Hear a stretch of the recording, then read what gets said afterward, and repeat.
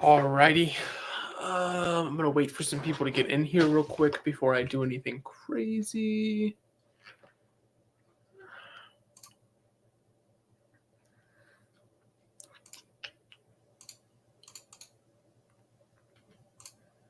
I'm gonna try to send the link out.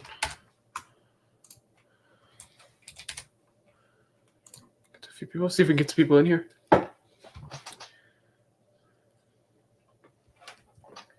So let's see. Oh, I hope I didn't send that link. Hold up.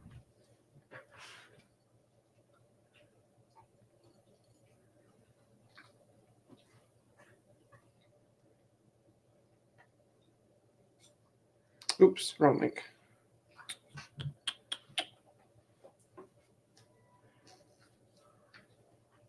Hope nobody clicked on that link. Let's see, nobody yet.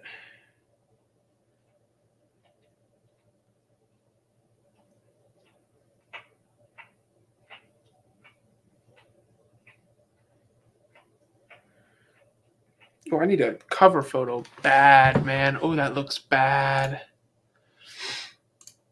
I may be able to change it on YouTube.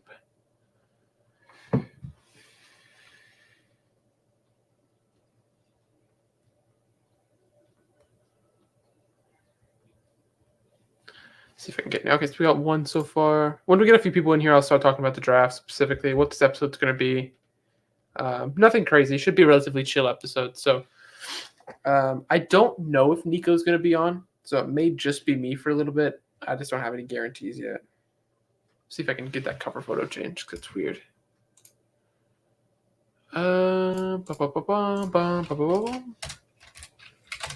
See if we can get some more people.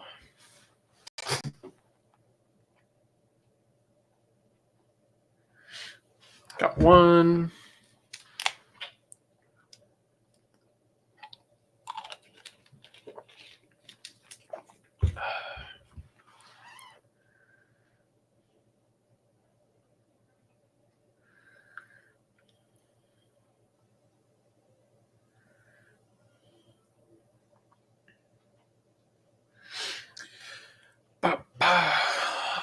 Pull up the chat.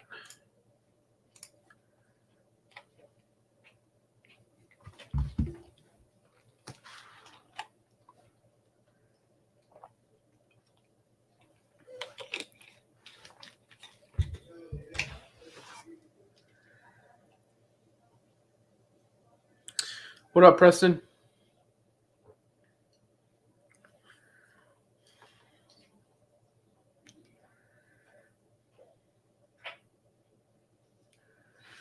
So, I guess while we have a few people here, realistically, the goal for today is to talk about some of the big prospects in the draft. I have all 22 film pulled up on here.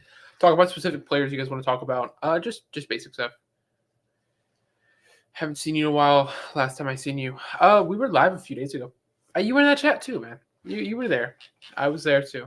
Unless I was gone at that time, but I was there. Still no beard, man. Still no beard.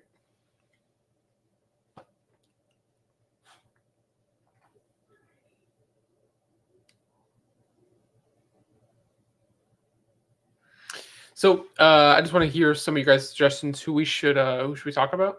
I have a lot of notes put up my MacBook off to the side. So really, I'm running 3 monitors for this. All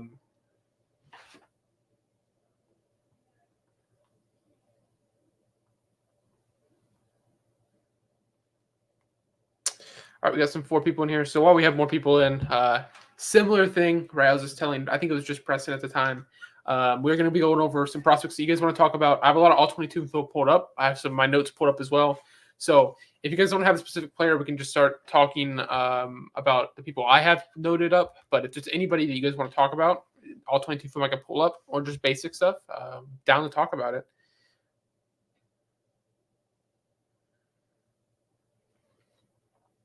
To see those comments, see if anybody has any recommendations, or we can just start talking about players. You do a Madden tournament again. That's a good point for sure. I'm not opposed to doing it. Just about finding the people who can do it. It's a big one. finding time too. So, you wouldn't participate. Preston wouldn't. I'm guessing you're saying.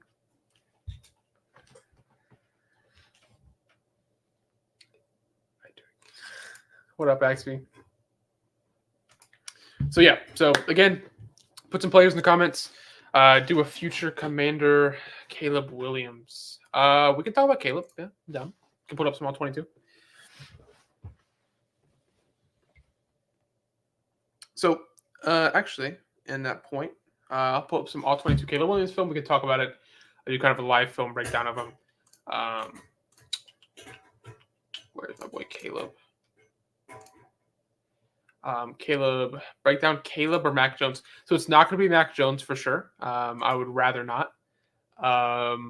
But Caleb Williams, we absolutely break down. See anything crazy on him?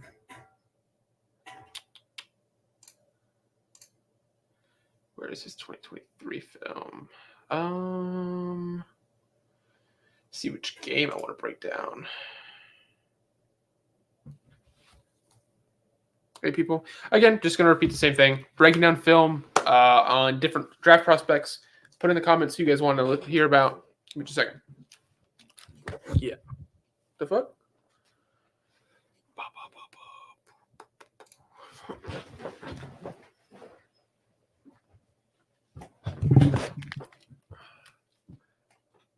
Break down my king, Keon Coleman. That's a weird guy to be a king about. That dude's draft stock is plummeting. But I will say, Keon Coleman, low-key Duodani. I will do AD Mitchell, man. I'm a big fan. Real quick, let's talk about Keon Coleman. So Keon Coleman was probably a few months ago considered to be a first-round pick. All right, actually. So Keon Coleman was supposed to be a first-round pick not that long ago, and then his draft stock kind of tanked. I'm curious to see how he does at the combine. He's a big dude, really good with contested catches, but he just didn't have the route tree you would really want. But I also don't feel like he was really used to the level that you'd want either. So it's really tough. Xavier Legette, really good player too, man. Who people are really weirdly controversial on. I think it's because you had that little stint of big wide receiver, like running back types. You had the Debo, you had AJ, and then you had a really bad selection where you had, Treylon Burks was supposed to be the same guy. And then who else? Jonathan Mingo last year was supposed to be that kind of similar. So Keon Coleman, we will talk about those soon. Maybe not this episode, not like film breakdown, but we will talk about him. Keon Coleman equals Quentin Johnson. I wouldn't say so. They're very different players. Quentin Johnson was actually doing a lot, not route separation, but he was a little bit more physical after the catch than Keon Coleman was. Keon Coleman right now is a jump ball artist. Stud, man. He is getting some hype recently. Marvin Harrison breakdown. Oh, you're an OSU fan, man. Come on. But yeah, we can Virginia from Mizzou, please. So, we could talk about a lot of players. So technically the first one was Caleb. We may leave. Should we do Caleb? So real quick, the top two seem to be Caleb Williams and Marvin Harrison. Let's get a comment, just which one you guys would prefer first. We'll try to do as many as we can. Probably be on here for about an hour or so. So we'll get a few in. I won't be doing anything crazy, but just see who you guys want.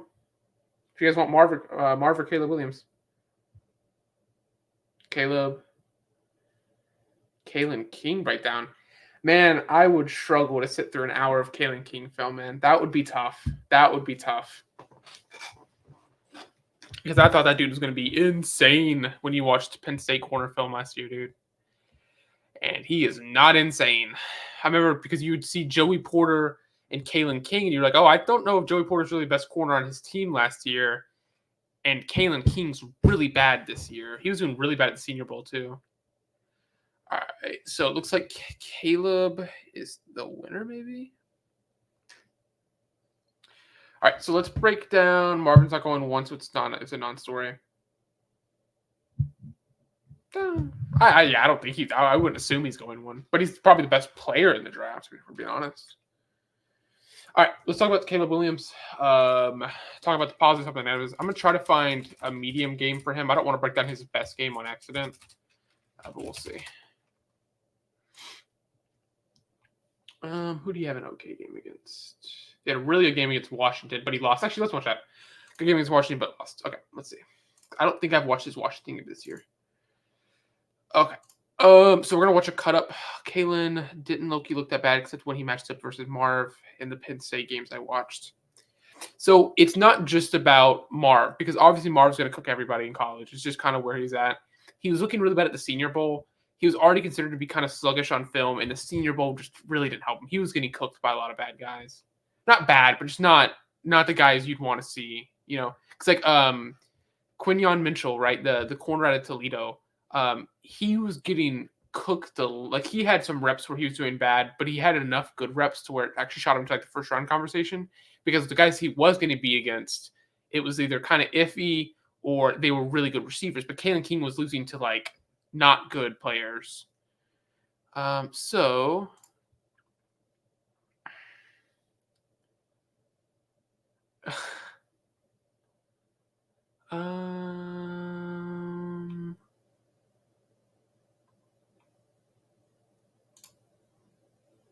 yes, we're gonna pop this up. Okay, so this is actually a weird little angle. That looks weird. I don't like how that's presented either. I want to see if I can get a good film. All right, we're just gonna do it like this. Okay, so this is Caleb Williams versus Washington. We're just gonna go through pretty much every play. I don't have any chalked up plays real quick.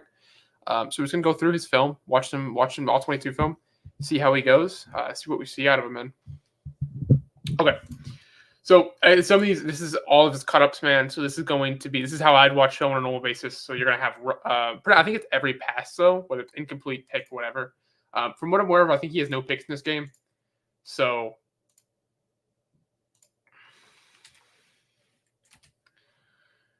let's see. So usually I watch this if I can. I usually watch this in 2, just because I don't want to see all these plays. Let's actually watch that one back. That would be an interesting play. This is actually the angle I like more. So it's just basically a simple RPO, which you're just not going to get a lot of RPOs in the NFL, unfortunately, unless you have an offense creator on that. I will also say 90% of the time, Caleb Williams in the NFL, it's really not letting me work with this. Caleb Williams in the NFL isn't going to be athletic enough to escape this, right? In the NFL, this is probably a tackle for loss. In the NFL, you'd really want him to pass this off. So, I mean, while it ends up working out, that's a really bad pursuit angle by 31. It's actually Utah film. I'm sorry. But we're going to watch it anyway. It's a really bad pursuit angle by 31. So, it's not a lot, but it's just basically an RPO to a bubble screen on the far right hash. Another RPO. I mean, if you get that look, cool. I don't know how often you're, just a one corner sitting on the far hash that often. But that's not really a play that you're going to lose your mind over with Caleb.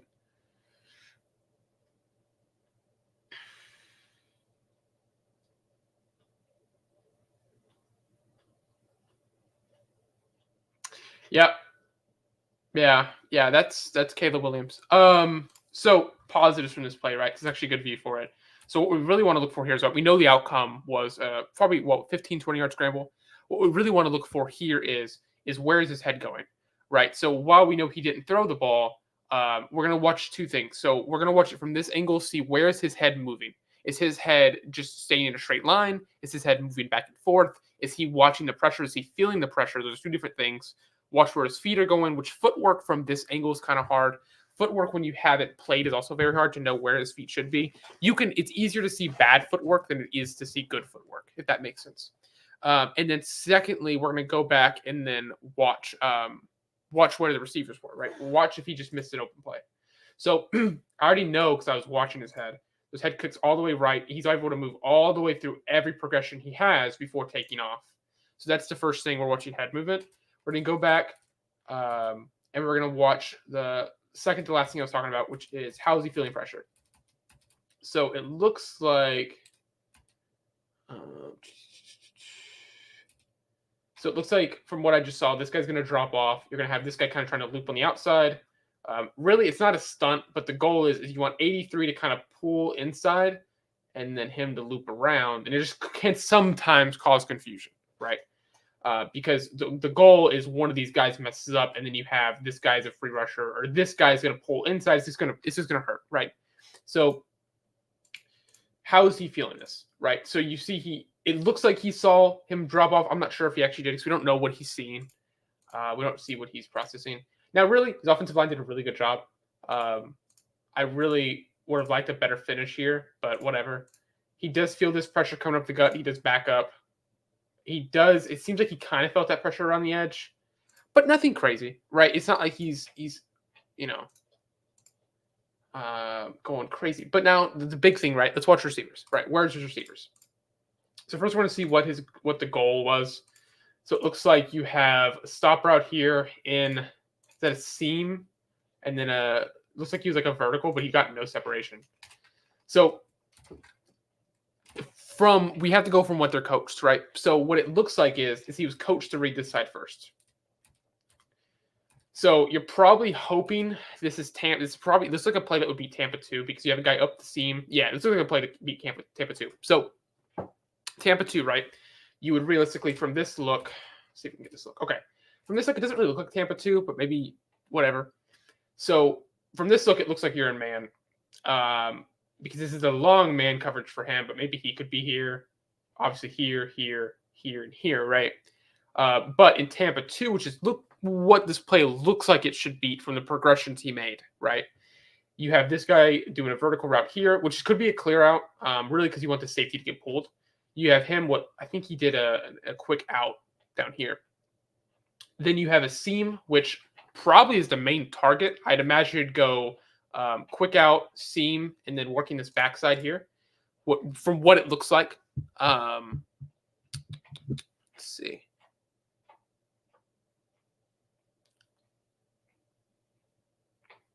Okay, sorry. So going off that, right? Okay, so this obviously is going to cover 2. It was actually a swap, sorry. So it looks like he came in and went out, and then he went up the seam. But same concept for that, right? Turns out not really working. Now it looks like he gets open. Yeah, he's number 2's open. I mean, you're getting tracked, but that should be a throw. And it looks like he was looking at him, which isn't a big positive because it looks like he makes his read back and he's staring at him.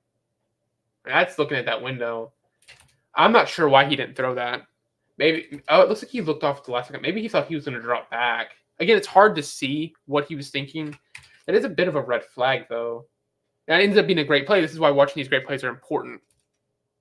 So he looks like he looks at him and looks at this window. This looks like you're at this kind of view, and you see this. Now maybe he switches off that really quick. So possibly it was he saw this guy here, thought he was going to float back, and then he was going to take this assignment, and that's why you didn't throw it here. But you would think, right, like if he's going to float back, then you chuck it here because you have the arm to do so. So you would think. But, I mean, it ends up being a good game. The defensive line for Utah had 0 pressure that game, unfortunately, or that play. So that isn't the greatest. But it's important to see. So let's go to the next play. Another RPO. I'm not really going to break down RPOs too much. It's no point.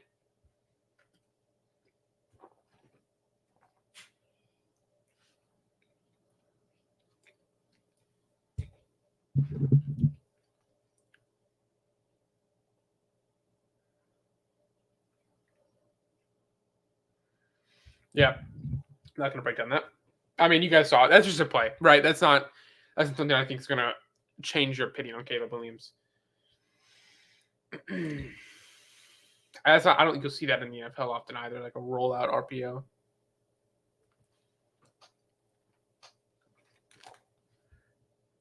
Okay.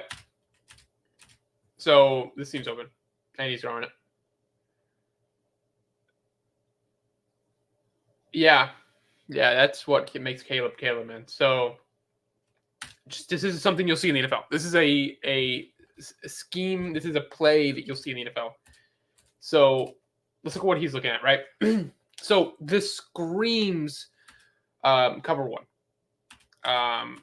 Now it ends up being it screams cover one, cover three.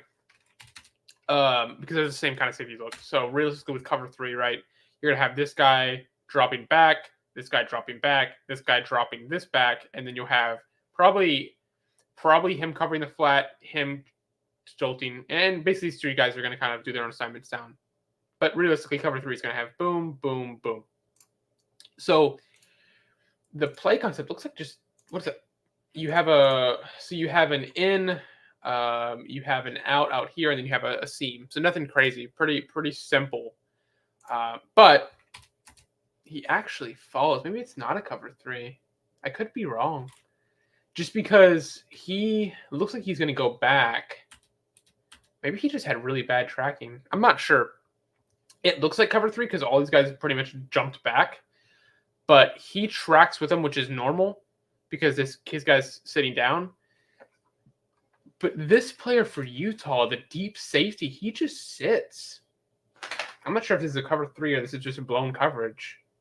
Anyway, ends up being a great throw for Caleb, obviously. I mean, that's exactly where you'd want to throw that. It's pretty much when you'd want to throw that as well. Good footwork, gets it off. I mean, that's right where you'd want it. That's what makes teams excited for him because he's just running a normal play and doing what you'd want him to do with it.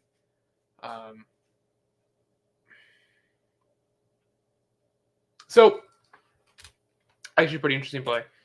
I don't imagine you'll see too many RPO rollouts with Caleb Williams in the NFL or RPO kind of keepers on the goal line with Caleb Williams. I'm not a big fan of that play with my quarterback in general because realistically, this is a bad one not to hand off if you're Caleb. Because the second you're, see if I can get a good play. So this is what he's looking at when he's deciding. I don't see how you see this and think I should keep this, right? Because you have the defender here, the defender here, the defender here, and the defender here, and you have two blockers, and everyone's blocking this way. So realistically, I mean, yeah, you're athletic, and yes, you're Caleb Williams, but your entire blocking scheme's pushing down this way, and it looks like you actually may have the advantage. You have this blocker right here who looks like he may actually be getting beat a little bit. But realistically, right, you're Caleb Williams and you're staring right at boom, boom, and maybe 16 looks like he's going to block him, and then you could crack that. So realistically, you have to do Caleb Williams versus two guys, but you also do it in a point where your blockers can sustain the block, right? So can Caleb Williams' blockers sustain this and this long enough for him to escape both of these guys and get out? Unfortunately, he has to go so far out. Bailey escapes that, tries to get away from this guy, successfully does, but then by that time, his blockers couldn't hold it. So that's the issue. That's not what I wanted. I just skipped. Hold on just a second, guys. So that's what I was talking about specifically. See if I can get that play back up. Okay. So that's what I was talking about. Is like here in the NFL, you're tackled. I mean, that's just not. Because I think the weird comp is Kyler Murray. I don't see the Kyler Murray comp for him. I just don't see it. I don't feel like he's as elusive as Kyler Murray was at Oklahoma. So I'm not the biggest fan of that comp, but that's just me. But I think in the NFL, 90% of the time you're probably tackled here, right? Other than Lamar, that's not a good look. So he's trying to run. Obviously, you want 15 to pick up a block. He's just kind of sitting there. So it was definitely not a designed keeper for him, which I get. But realistically, right, like it's just kind of where you're at. So I will be right back. Give me just a second, and then we're going to keep on watching.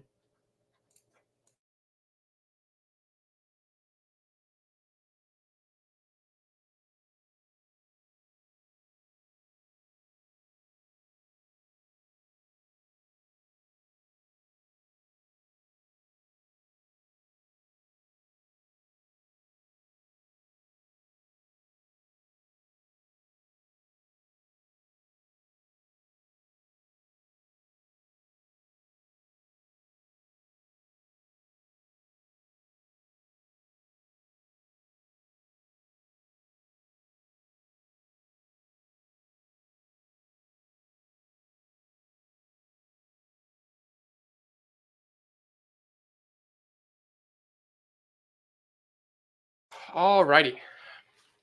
So just keep on watching Caleb Williams. So we'll probably watch a little bit more of this game. Only about 3 minutes in. Like I said, we live for about probably an hour, hour and a half. So I don't want to watch an entire game of his and that's it. But back to what I was saying originally. See if I can get that. So I'm curious what his coaches would say about this. What his coaches said specifically. Because again, you're keeping it here and you're seeing these two guys. It doesn't look like a good look to keep. Now, it looks like this wasn't really designed for him to keep at all because the way 15 just pretty much refuses to block. But, I mean, it's a negative play, but, I mean, it is what it is, right? Again, from this angle, he's staring at him. I don't see what he sees to be like, let me keep this. Because you're going to get this play call in the NFL of RPO rollout. I think he would have had it. Maybe he gets popped by 21, but I'd rather my running back get popped than my quarterback get tackled by two guys in the perimeter.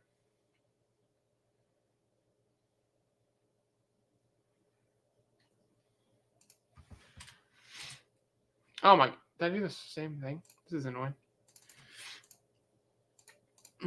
Let's just skip forward a little bit, see if we can get some different plays in. It's a good arm angle for sure. I mean, it's just an RPO, but he does a good job of getting the side angle on his arm to get that throw out. I mean, is it needed? No. Is it fun? For sure. I mean, you get the positive gain out of it.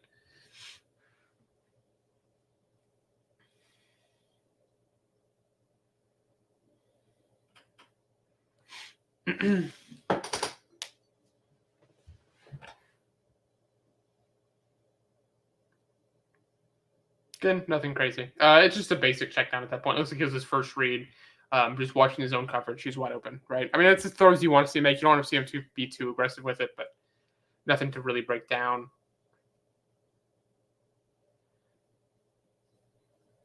Doorway. Okay. I'm put on the film real quick. Let's just talk about Caleb, right?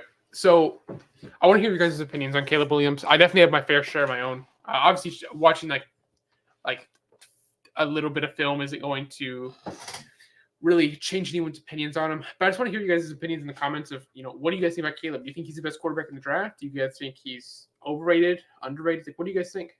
I just want to hear some opinions on him.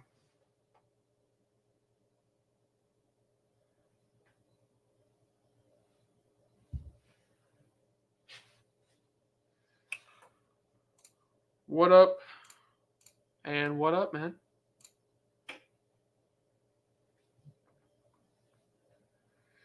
See if we can get any opinions on Caleb in the chat. And then I'll probably go, I don't know who I'll do next. Talk about.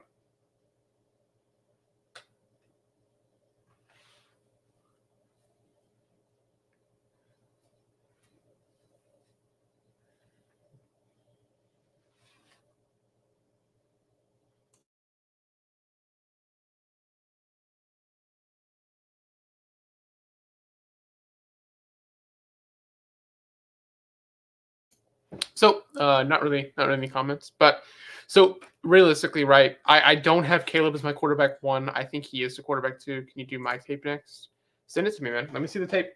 I think it'd be a funny breakdown. I can see if I can find that old basketball clips, man. See if we can break that down. So realistically, I don't have Caleb as my quarterback one. I think he's quarterback two. I think he's considerably quarterback two. I don't think Jayden Daniels is really in that conversation with him. But very interested to see if you guys have any opinions on him. I know a lot of people are just chalking him up to be quarterback one, which I think is interesting. I don't think it's as far as runaways people want to make it seem with Caleb of, oh, he's just quarterback one. It's not really a debate. I think it is. But I think there is a big gap. There's Drake and Caleb up here, and then there's Jayden, and then there's everyone else. And Arnold from Alabama. But yeah, so I think there's Caleb and Drake, or Drake and Caleb, because I have to go by order. Drake and Caleb, and then there's a pretty big, not a big gap. Then there's a bit of a drop off to Jayden, and then there's the rest. And I think Penix is probably the best out of that rest. That kind of rhymes. I think Penix is the best out of that kind of secondary group. with Penix, McCarthy, Nix. But at the same time, it's like I don't think they're really that good. I think Penix is the best though for sure.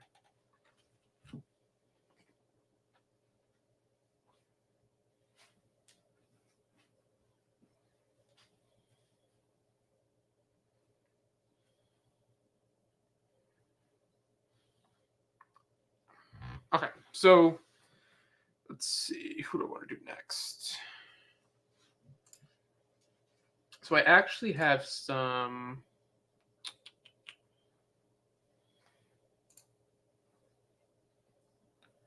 I had some notes I wanted to go over. I had to pull up my MacBook real quick. We can talk about some players. Let me log in. AD Mitchell. I'm down. Hey, give me just a second. I'm going to talk about some players real quick, and then we can go back to film.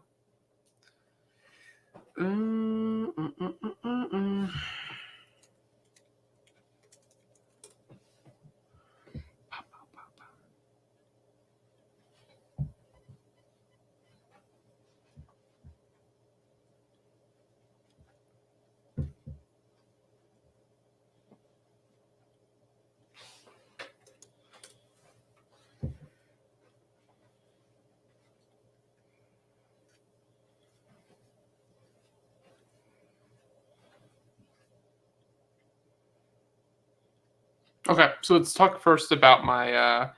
So I watched the Washington versus Oregon game in full a few days ago. I just want to talk about some of the guys. So, who should we start with?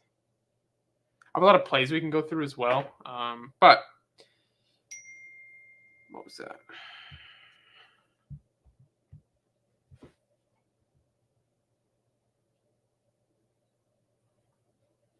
Yeah, so we may get Nico actually in here in a little bit.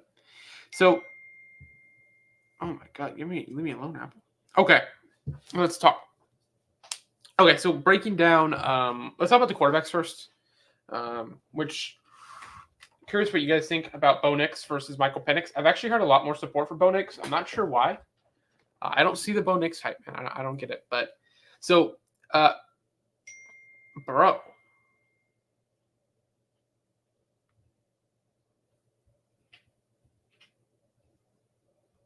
Sorry, let me get rid of all these Apple notifications. Okay. So,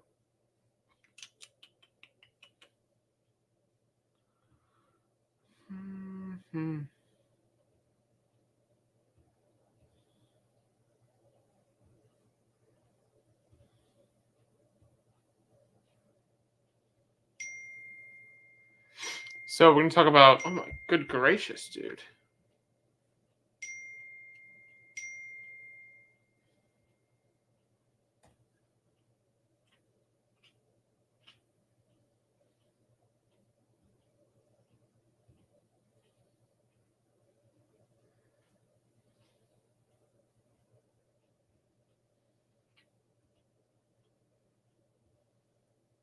Let me get my Word pulled up. I had a Word document specifically for this.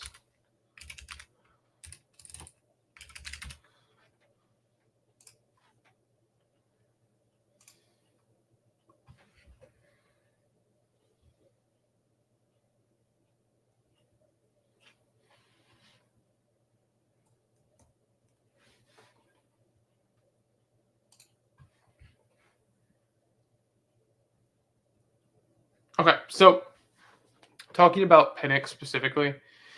So first off, comp, right?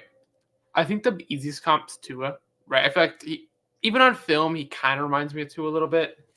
I think that's the easiest comp for Penix. Now he's a bit different. Obviously, he's left-handed. His arms, I think, a little bit better than Tua's. There's the injury concerns there, which also kind of draws us to it. Now, it's not Tua out of college because Tua didn't really have injury concerns out of college. It's more of Tua like a year ago. My big thing about Penix that I talked about in my notes for him was that I think it really depends the system whether he's going to be good.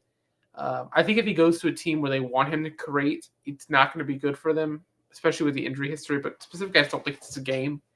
If you can put him in a system where he can sit there and drop back and make a few easier reads. Not a college offense, because I do think he's pretty good at going through his progressions, but I don't think putting him in an offense where you're like Lamar saying just go make a play. I don't think it's gonna be Michael Penix's game.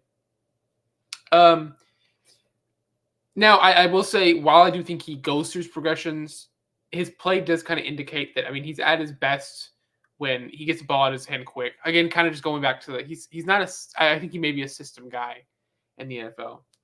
Now, I mean, with the wide receiver talent he had in Washington, it wasn't really hard to see why he was so productive for really not being a good player most of his college career. I mean, he was definitely injured, but I mean, he took off this year, and it was easy with Jalen Polk and Rome Odunze, and that wide receiver room was insane.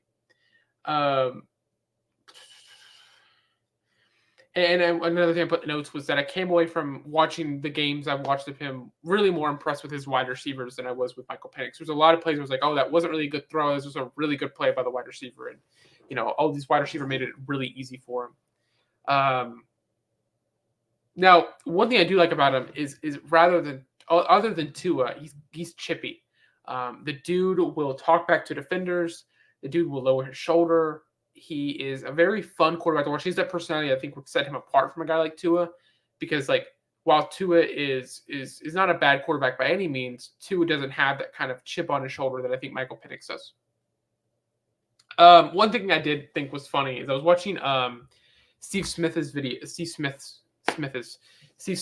yesterday doing his wide receiver big board, and he said that while he was watching film for Oregon, that Tez Johnson stuck out to him. And actually was a week ago when I did this, literally all I put in the notes was watch out for Tez Johnson. Dude's insane. So if you guys have time, he's going to come out next year. Go watch Tez Johnson from Oregon, man. That dude is ridiculous. I think he's like 5'10", but he is insane. He's going to be, I think, probably a second first-round pick next year. A lot of film here. Now, let's talk about Rome Odunze a little bit, because he's also in the notes, obviously, for Washington film. Now, I think Odunze is weirdly controversial, because I've seen some people say he could possibly be wide receiver 2. I think I've seen a few people put him as wide out 1, which is interesting. I don't agree with that. And I've seen some people say, oh, he's actually wide out 3 or 4. It's a really interesting conversation to have. He's just kind of all over the board, because it just really depends what you want in a wide receiver. He's a really smooth route runner, but he is not fast by any means. He's kind of he's more quick than he is long speed, which he's quick in and out of his breaks. He's not going to be someone who's going to get jammed a ton. He's a big dude who's good at the catch point. But I think the big thing for him is that he's just, while he is a fluid route runner, he's not ever going to be a premier deep threat in the NFL. I just don't see it. I think he's going to be actually the comp I found for him, and I think it really makes sense. It's kind of like a Courtland Sutton type player. I think he's going to be a really good wide receiver 2 and a mid-level wide receiver 1. Now, watching his film's also weird, because his high-end comp, you could see somebody like, I'm saying high-end, like absolute out of the park, like a Hopkins type guy. Not Hopkins prime, but Hopkins like a few years ago, like right out of his prime or right before his prime. Where like you could tell he was going to be something good, but he wasn't like top 3. I could see Roman Odunze like his max being like a top 5 guy. I think it'd be hard for him to be top 3 just because of physical limitations. He's huge, but his speed I think would hinder it, right? Let's see. Now, Bo Nix, I'm not a big fan of. I've seen a lot of Bo Nix hype come out. I don't get it. I think when you watch him, you see a lot of easy throws, a lot of screens. I think he actually led college football in lines thrown behind the line of scrimmage. Sorry, can't speak.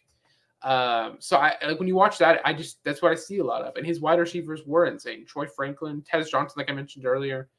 So that's hard for me, because it's just like I don't know how that's going to translate. Now, Bo Nix does have an arm. Bo Nix does like to run, which is fun to watch. That dude is a powerful runner. Kind of watches like Levis from last year when he watched his running film. Like he wants to hit somebody. So he's fun. He also has that personality you kind of want in a guy. But I don't see the arm. I get it strong, but I don't see the talent to really make all the throws he needs to make. He has the power, but not necessarily the velocity that I would think would need to make some of these tight window throws, which is different. But I mean, there's a lot. I guess there is some stuff to like about Bo. I don't think he's a day one starter. I just think the offense that he was used to in Oregon won't translate that well, won't carry over. You know what I mean?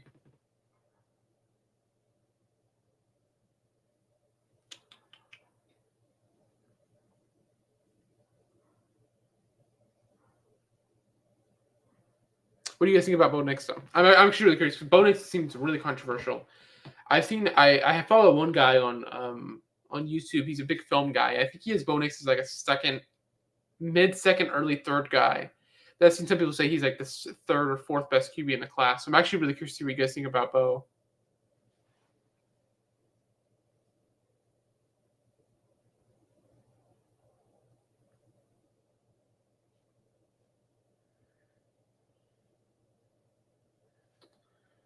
And then I also have Drake May.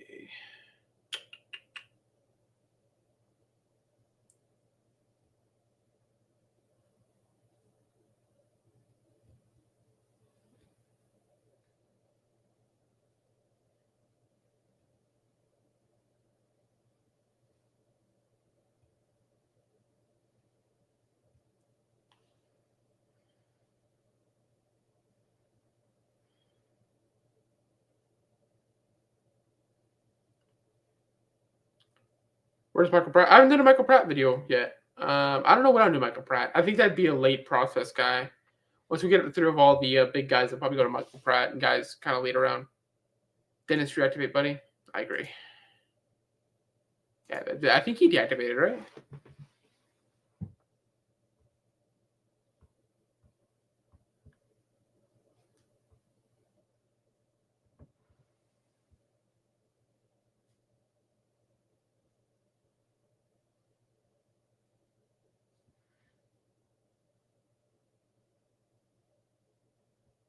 Okay. So who is next?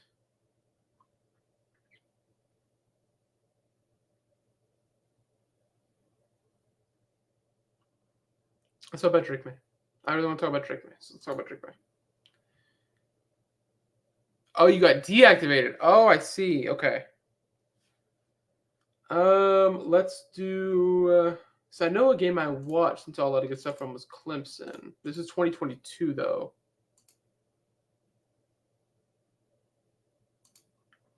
If it's gonna load.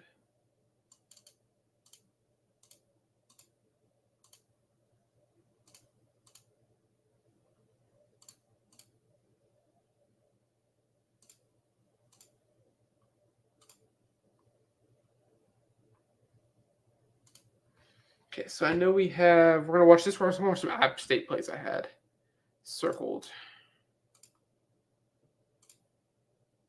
Okay, so first play is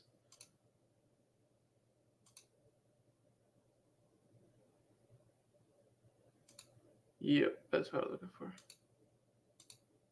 Okay, so let's watch the play as a whole and let's talk about it afterwards. All right.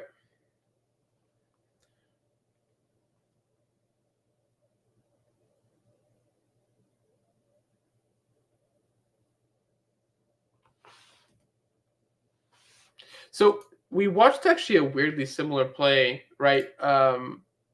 For Caleb. And we're gonna talk about the same things, right? So if you guys were here for that, right, we gotta talk about head movement. We gotta talk about where his receivers are. We gotta talk about and how he feels pressure. So again, the easiest method is really doing the other view. Let's check. Actually, let's watch it and then watch where his receivers are since we're already at this view. So this is actually a really bad route concept. It's just a short game route concept. It's just nobody's open. I mean, nobody's. Maybe you could argue he throws it back, but that'd be a really unrealistic throw. So it looks like you just have a few. Yeah. Oh, I hate that play call. Oh boy, Drake May on time to sleep. He's mid. So this is the type of play calls Drake May was dealing with. So you have curl, curl, curl, curl, curl. Not even mid curls. Short curl, short curl, short curl, short curl, short curl. No check down. I mean, these are not even not a dump off. I mean, curl, curl, curl, curl, curl. And Drake May's the problem. Okay. So nobody's open. Who are you throwing to? Maybe you loft this over when he's not even looking at him. Maybe you could loft that over into this window. I mean, who are you throwing to? Right? I mean, what are you supposed to do on this play? If you're a coach, right, who called this play in North Carolina, what do you tell him in the film room? Like, oh, good job getting out of this awful play call. Let's watch head movement. Let's see where his eyes were going. But again, like we know there's nobody open.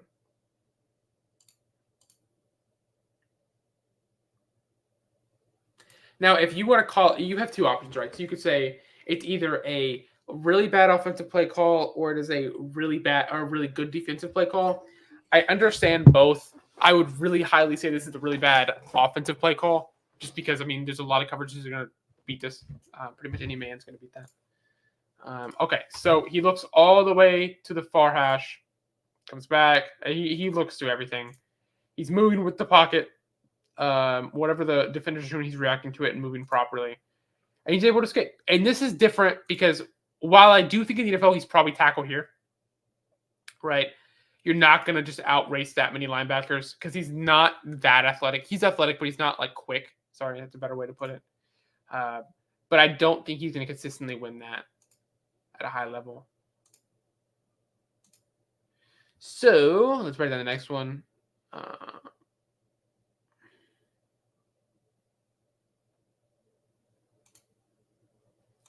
So same thing. Watch the play. Go back through it. Really nice strike, right? Let's see what led to this. So whenever I see a completion like this, we got to look at coverages, right?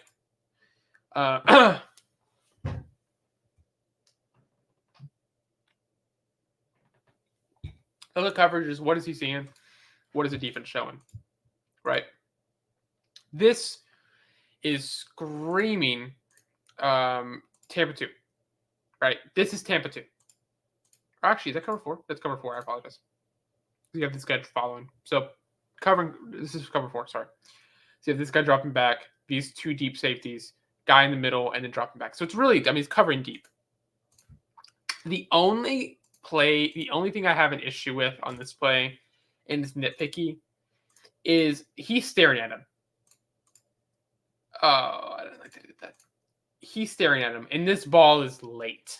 I think this ball is really late. I think I did see some spots on his film where I think he struggled to throw with anticipation, and this is one of them. You're staring at him.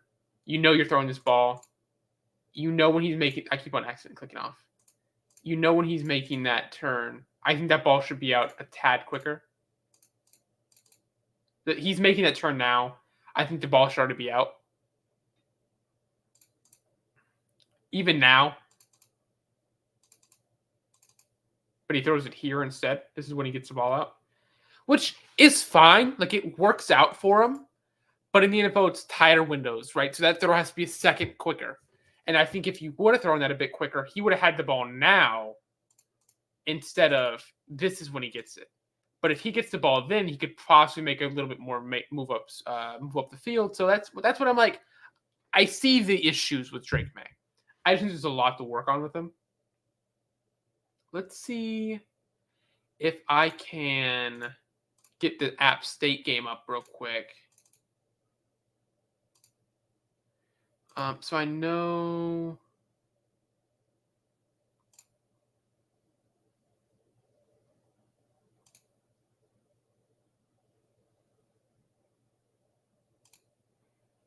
Daniels is better. Interesting. So I think he actually had 2 plays I had an issue with. I think this is Tutty.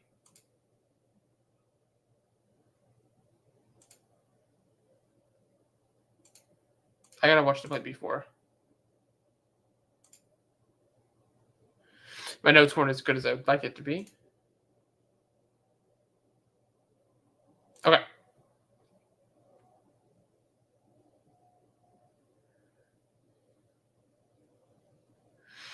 So let's watch this. Okay. So let's watch the play, see what happens, and then we'll talk about it. You probably already know where this ball should go, but we're going to talk about that in a second.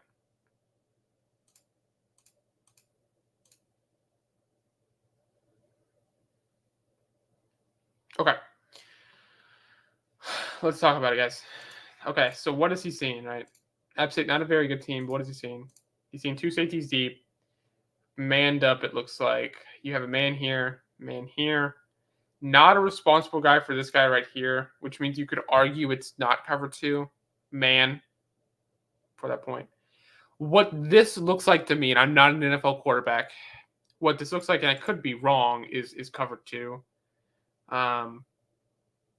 But we'll see, right? Because realistically, in cover two, you'd have him drop back here, him drop back here, him drop back here, him drop back here. Let's see what ends up happening. Yeah, it's cover two.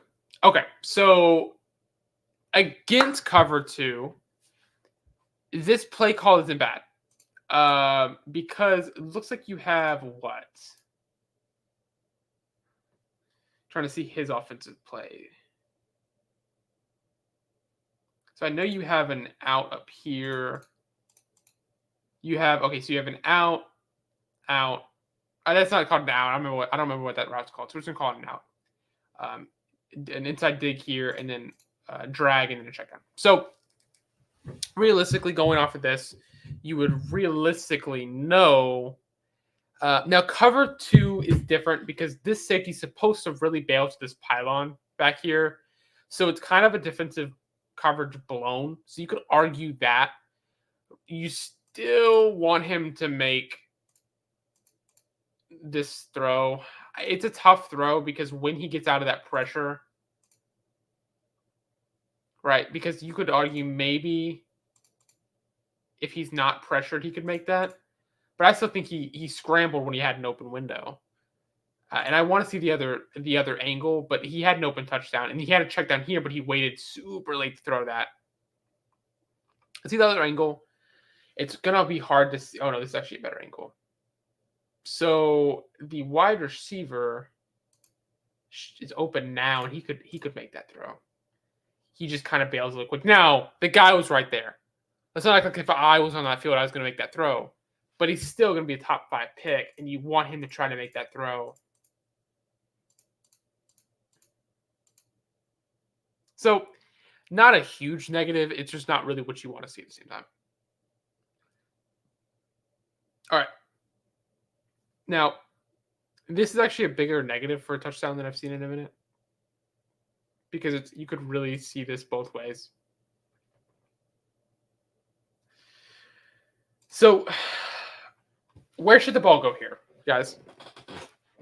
Right? He's open. This is so open. He's running a post. Throw the ball right here. Let him score. Right? This is a bit of trusting your arm too much. Just for the point of is you don't want to trust your arm so much that it causes you issues. This safety's sitting here. You have a guy trailing him. And instead of throwing it to the wide open guy running across the middle, he throws it to the back. And it works. I just got completely rid of that play. But it works. He scores. Let's watch it from this angle.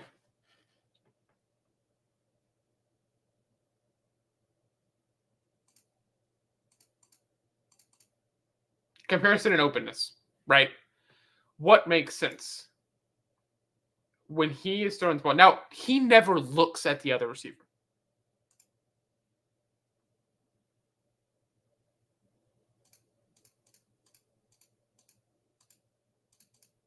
But like, this is so open for an NFL level. I don't see how he's not throwing this ball. I struggle to see a way that isn't the easiest pitch and catch of his life. I don't think you're getting a throw like that in the NFL. I'm not consistently. I'm sorry for the circling thing, by the way. I don't think you're getting this throw that often. So why are you forcing it here? It's great that you can make that throw. It's great.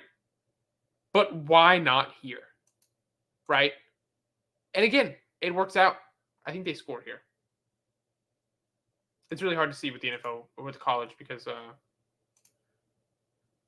it's hard to see if his feet got on or not because they're not actually showing it.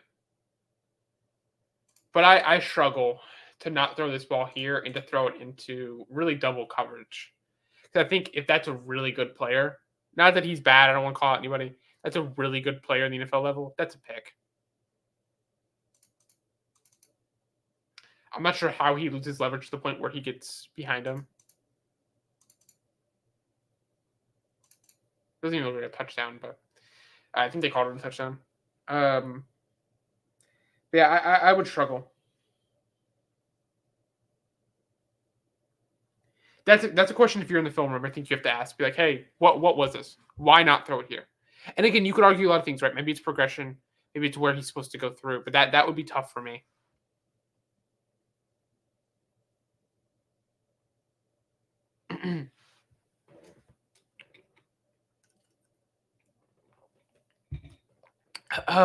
Okay.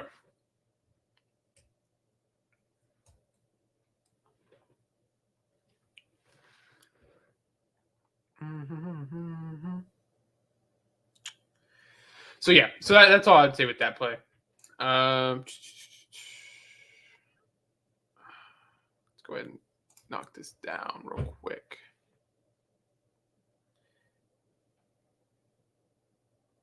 Put my map. I don't have any more notes right here.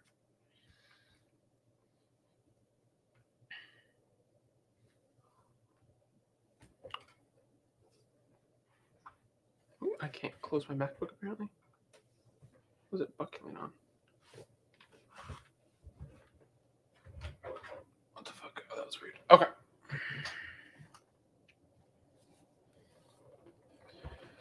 So yeah, really interesting film to watch. Though he's a fun player to watch. I just think the upside he has would put him over Caleb for me. Let's go through some mock drafts real quick, though. See what I think.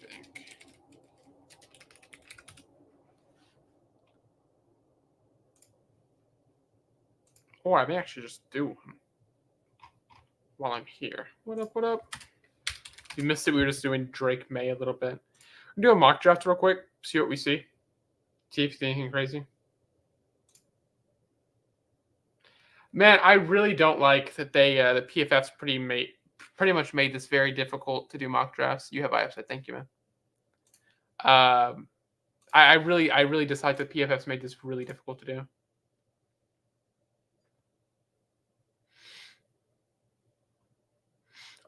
Okay, let's do one round. We're not gonna do three or anything crazy.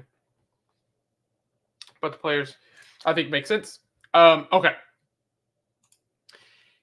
Big question here, right? I really don't see a way that you don't take Caleb Williams right now. I mean, unless obviously you like Drake May more, but I don't see a way you keep Justin Fields. So we're not going to trade Justin Fields in this draft, but I do think he get traded. Caleb Williams is going number one.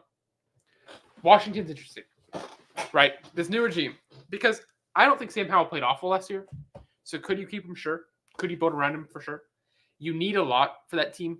To be honest with you, I know some Washington fans won't want to hear that. You could use Marvin Harrison so well. Because Terry's good, but Jahan had a bad year last year. Not bad, but a rough year. You could really use a left tackle, which is why Washington's a sneaky team to trade down, because you could really like to trade down to a team like New York who could want a quarterback. Oh, did he join right on time? That'd be crazy if he joined right when I'm talking about Washington.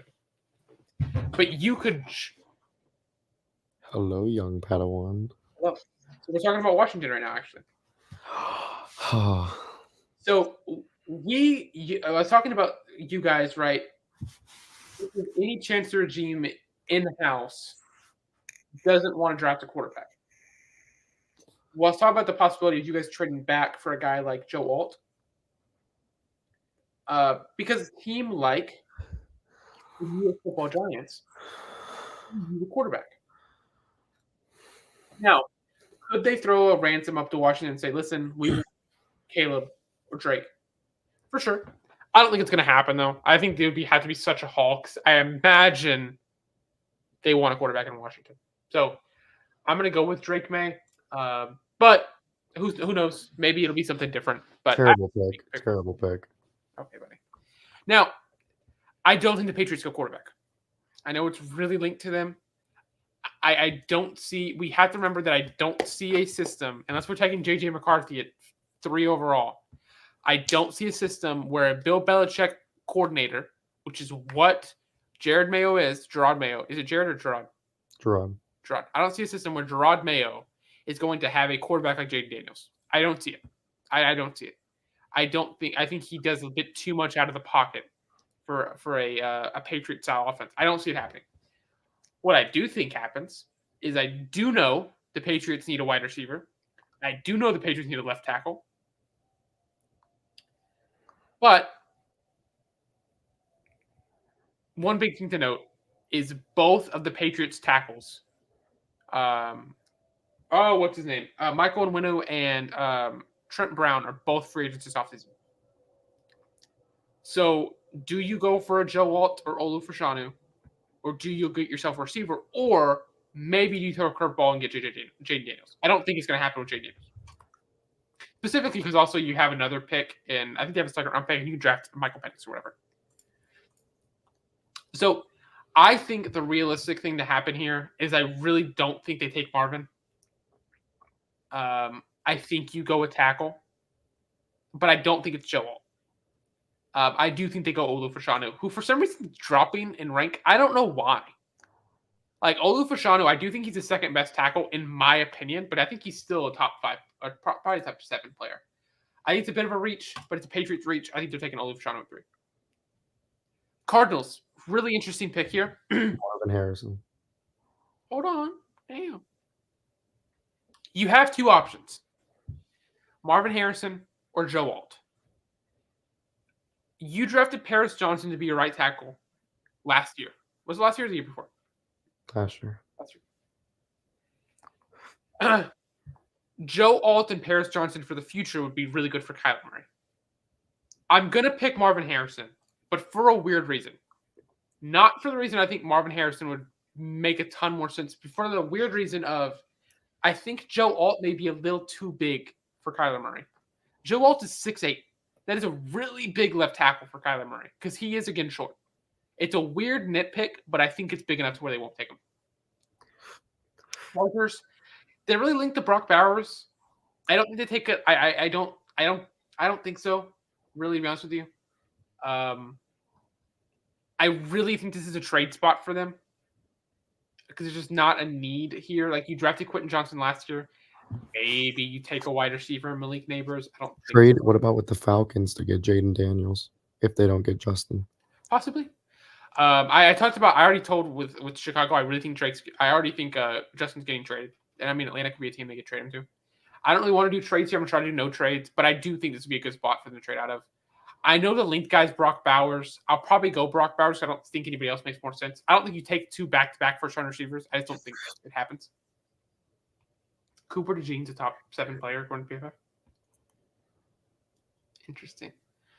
So, yeah, I'm going to take Brock Bowers. I don't think it's the smartest just because I think Brock Bowers' upside isn't that high, but I don't know. Okay, the Giants. How would they not take Jaden Daniels here? I know the team has a lot of support for Daniel Jones. I don't see a way they don't take Jaden Daniels at that point. Tennessee's at an interesting point here. Cooper DeJean. It's Joe Alt or Malik Neighbors for sure.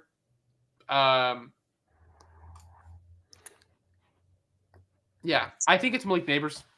I think it's Malik Neighbors for a few reasons. First off, I think Joe Alt is an amazing player. I think the depth at offensive tackle is really good, and I think that'll keep the Titans from taking one at this early because I think you can get like a Patrick Paul in the second and have a good left tackle, especially with the coach they got. So I think Malik Neighbors is insane. I'm gonna try to do Malik Neighbors film breakdown soon. He is ridiculous. He is a wide receiver one in every class but this year. It is insane how good he is. Edge rusher. But who? I guess you could take Dallas Turner. I've seen Dallas Turner to him a million times. I don't think Dallas Turner is that great, but whatever. So Chicago, what do you do here? Adunze. Or Joe Alt. Adunze. Why not Alt? They took a tackle last year in the They first. took a right tackle last year. Adunze, they're going to take Adunze. I promise you. I guarantee you they take Rome Adunze. So let's talk about it. So the two choices would be really Rome Odunze or Joe Alt. Joe Alt is in a weird slide at this point from where my mock's going. I just think with the situation they're in, it would make sense for Joe Alt because you'd have two right tackles. You have the right tackle and the left tackle for Caleb Williams for a future. I'm going with Joe Alt. You could say Odunze, and I don't think it's a bad choice, but I think having your left tackle and right tackle of the future for Caleb Williams means more than having a wide receiver 2. Now, I think this is Talisi Fuaga. Even Joe Alt's really good, but they need tackle help in New York, man. I guess you could argue Rome Odunze, though. What do you think? The thing is, a receiver is so replaceable in their offensive line. You need to put position around. You need to give Aaron Rodgers more support after the Achilles. So you think tackle, or you think wide receiver? Tackle. All right, so we're gonna go to Talisi Fuaga. Some other really good tackles in this class as well. It's not like J.C. Latham. I think is actually better than Talisi Fuaga, but we're not gonna talk about that. All right, Vikings. Quarterbacks are number one need. Nobody here screams first 15 picks for me. Bo Nix. Doesn't scream first 15 picks. I guess you could reach super hard on somebody. I still think Michael Penix is the best quarterback out of this group. Well, how about they trade down with the Colts and then you do a Rome Odunze to the Colts? Well, you could, but I'm just trying to do no draft, no trades. So staying where it is, that it's another one that makes sense. I don't know if Rome Odunze is here at 11. I think that'd be actually a pretty big fall for him. But I mean, you could. I think with going what we have, assuming they don't get Kirk Cousins, they need a quarterback. Maybe you take a quarterback here just because you won't have a high second. I guess we're going Bo Nix, man. Ugh.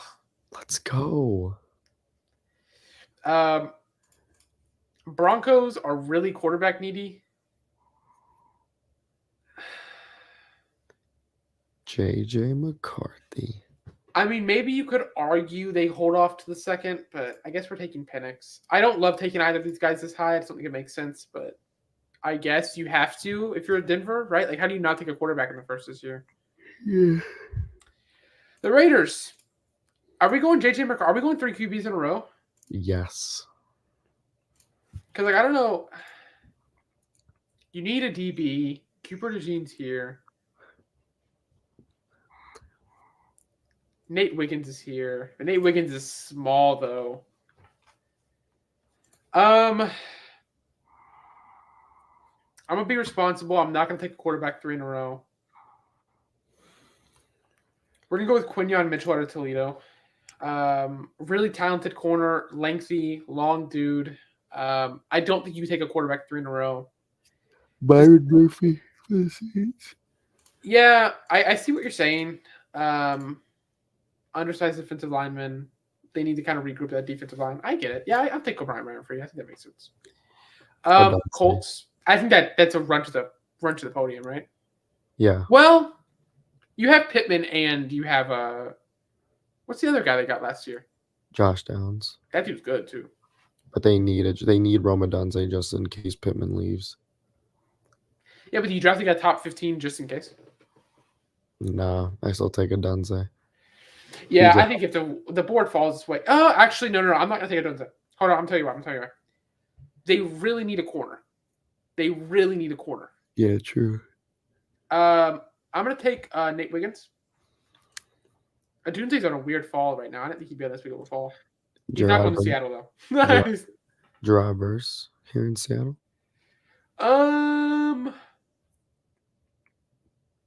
I think. Yeah. Terrion Arnold. You don't think it's Odunze? Fuck no. Calvin Ridley's a free agent. No. They need a DB bad though. I'm gonna take. Should we take? I feel like Cooper. I don't have Cooper DeJean this highly ranked. I'm kind of shocked he's a 7th overall player. Then give him Cooper DeJean. Nah. I'm not gonna be that mean. Yeah, I'll take Terrion Arnold. That makes sense. I don't think T. Higgins is leaving, so we're not gonna take Odunze. J.C. Latham. Yep, I was about to say the same thing. Who do you think? LA. Jerzon Newton. Or you could take Latu as a wild card pick. Latu. I really think you go offensive line. But maybe not. Yeah, I guess you could take Latu. That sucks, but that's how the board fell, I guess. I don't know how Robo did this, but he's not going here either. Cooper DeJean. You think so? They need him. Yeah, white corner to the Steelers. JPJ. Yeah. Has to be. Why is wide receiver the number one need? Because Devontae Smith, He's not free agent. I don't know. Then probably go with Kool-Aid. McKinstry, yeah. Odunze. Oh my God, Odunze and Stroud. There's no way that doesn't happen. If Odunze's there, there's no way he's going to get taken. That's lethal. You could go D-line here. They do not have good D-linemen. I think they have some, but yeah, I'll go D-line. They took a D-lineman last year, though. Mims. I think they go tackle. Going Troy Fontenot out of Washington. I do not think he's... Actually, I'm going Mims. Yeah, Mary's Mims. Not Fontenot. I don't like Fontenot. I'm going to go Brian Thomas. I think Mike Evans is gone. I don't think he's coming back. So who did we get the Cardinals taking earlier? Marvin? You could argue tackle here, right? You could. You already took your wide receiver. Could go Ennis Rakestraw. Yeah, corner. Yeah, I'll go him because they've lost a lot of corners recently. Troy Franklin. No. Let me see the wide receivers real quick. AD. I really hate AD going here. I love AD. I love AD. I really wanted to be in the second so we can get him. The Lions. I think you need another receiver. Or a corner. I think if you're the Lions, I would be really pissed AD went one pick ahead of me. So Troy Franklin's a really good outside guy. Ladd McConkey's not. Keon, I don't think is going to go this high.